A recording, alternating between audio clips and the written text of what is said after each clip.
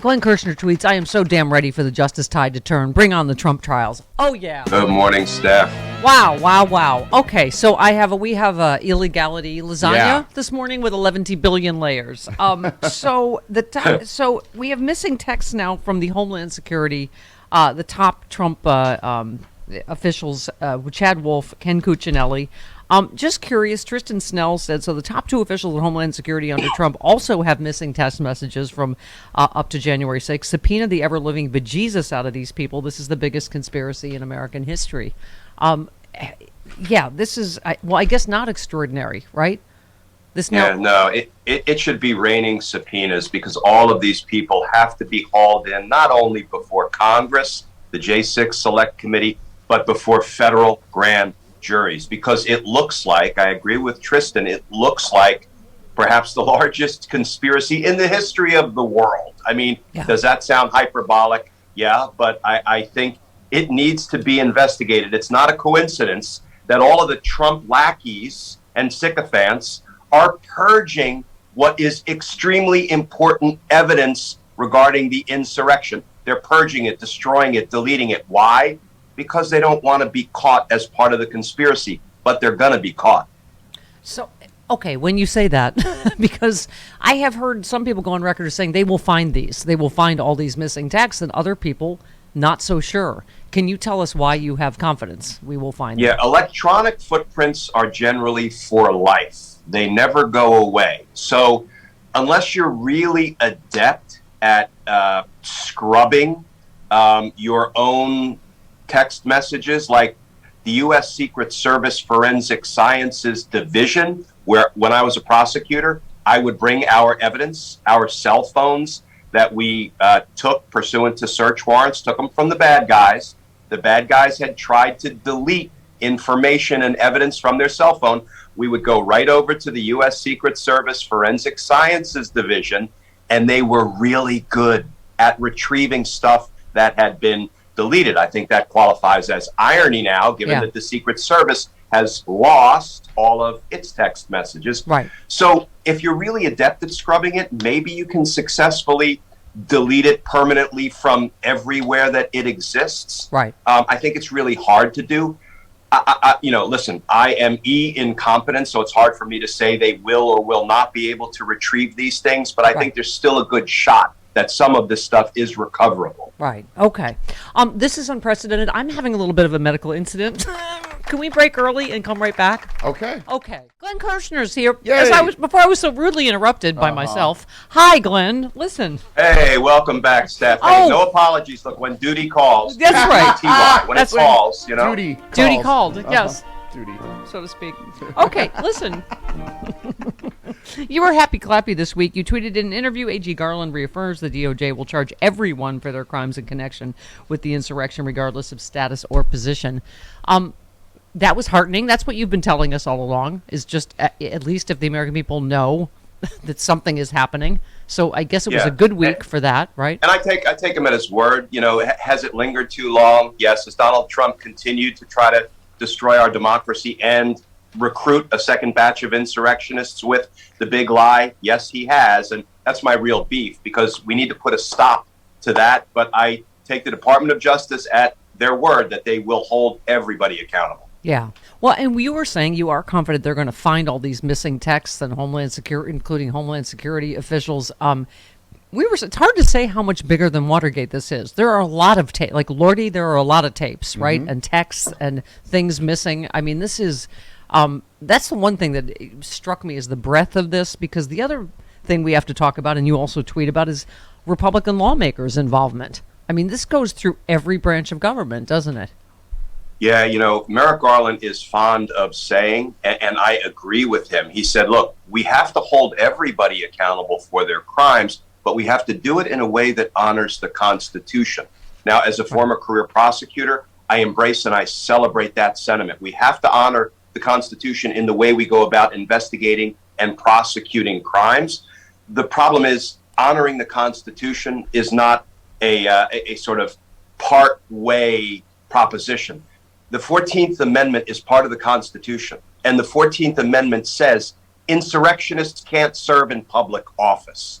If you're a public official, you've taken an oath, and you participate in an insurrection, you are disqualified. That's what the Constitution says. So we have to honor the entirety of the Constitution, including the 14th Amendment. And time is running out. So the Department of Justice has to tackle these insurrectionists who are running for re-election, because if they don't, they will burrow back into government and continue to try to kill our democracy from within. Yeah, well, this is Benny Thompson confirmed will address Republican lawmakers' involvement in this. Lawrence Tribe, your friend, tweeted, if this was an inside job, as it appears to have been, I predict we'll see some federal criminal trials of expelled members of Congress for seditious conspiracy. And you just said from your lips, Professor Tribe, disqualifying insurrections from holding office should not be left to private citizen and nonprofits, heroic as those efforts are. I mean, this is kind of what you've always said, is this all should, at the end of the day, come from DOJ, right? And Steph, let's be clear. The efforts being undertaken by private citizens and nonprofits, those are heroic efforts. You know, I interviewed John Bonifaz, the president of Free Speech for People. That's the organization that has been going into court and fighting like hell to disqualify Madison Cawthorn, that's now mooted out, Marjorie Taylor Greene, Gosar, Biggs. These are private citizens going into court and filing suit and fighting like all get out to keep those people from serving in Congress. That is a job for the Department of Justice. So I applaud Free Speech for People for fighting this fight on behalf of all of us. But the Department of Justice needs to step in and take on this challenge. Yeah. So obviously, Mick Mulvaney, who was acting chief of staff, just talked to J6 committee yesterday, right? I love when he said, asked what he would tell the committee. He said the truth. How about that for a start? I was thinking what he should have said, how about that for something new from a Trump administration official? He told CNBC he resigned from his role the night of the Capitol riot. He said, I called Mike Pompeo last night to let him know I was resigning from that. I can't do it. I can't stay. So, you know, and he has previously said he believes Cassidy Hutchinson. So how significant is that, and Mnuchin and others starting to talk? You know, it is significant. You know, there are some things that keep coming back no matter what we do, like crabgrass, mold, and Trump lackeys like Mick Mulvaney, right? Let's never forget, Steph, because they try to reinvent themselves as good guys. Let's never forget he is the one who facilitated Donald Trump leveraging congressional funds to bribe and extort President Zelensky because Donald Trump needed a dirty political favor, though. What did Mulvaney step to the mic and say after they were caught red-handed doing that in violation of the law? We do it all the time. Get over it. That's who Mick Mulvaney is. Yeah. Don't ever forget it. Now, if he's going to testify truthfully about the crimes of Donald Trump, we embrace that. But that doesn't give him a pass from all the cruddy stuff he did against the people of the United States previously. Yeah, no, absolutely. They're all trying to just launder their own reputations at this point. You also tweeted, federal prosecutors have the phone records of Mark Meadows. Ginny Thomas might now want to be less concerned about a J6 committee subpoena and more concerned about the inevitable federal grand jury subpoena. Once again, this goes all the way to the Supreme Court, right? And by the way, this is just a conspiracy nugget.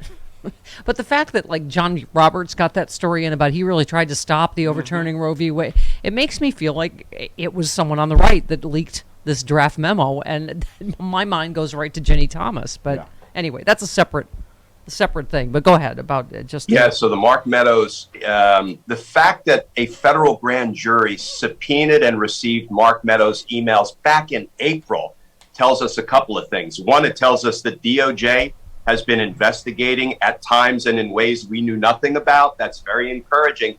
And the other is, you know, Ginny Thomas really needs to be concerned because she will get a federal grand jury subpoena because of the communications she had with Mark Meadows on his cell phone. But she also has a Fifth Amendment right against self-incrimination, Steph, because I can recite some of her texts to Mark Meadows by heart. She said, and I quote, the Biden crime family and ballot fraudsters are being detained on barges off Gitmo, awaiting their trial, their tribunals for seditious conspiracy. Therefore, you should overturn the election's results. What she did was offer the most absurd lies to the chief of staff to the president of the United States as a reason to overturn the election's results. She absolutely has a Fifth Amendment right against self-incrimination. Yeah. You also, I haven't seen anyone else hammering this. You said on Joy Reid's show, not a single executive branch law enforcement agency was there to protect the people in the Capitol. That feels more like an intelligence failure. You just said, have we gotten an answer to this yet? Just wondering if I missed it. First of all, we saw Chris Miller, the defense secretary, saying, first of all, contradicting himself. Yeah. What these guys finally get under oath. He contradicts what he said he lied about on Fox News. Trump has lied about repeatedly that he ordered 10,000 National Guard to protect the Capitol. Again, you know what kills me, Glenn, is they always go, well, it's not illegal to lie on Fox News or lie to the American people. But it's... Well, it actually is potentially illegal, Steph. When you put lies out there in the public square right. to protect an insurrectionist like Donald Trump, that actually is a crime. It's a cover-up. It's misprision of a felony. It's accessory after the fact. So you can actually commit crimes by covering up for Donald Trump and his co-conspirators, even if you're only saying it on TV. Now, I don't know that the Department of Justice will pursue that kind of conduct as potentially criminal, but they could if they wanted to. Yeah.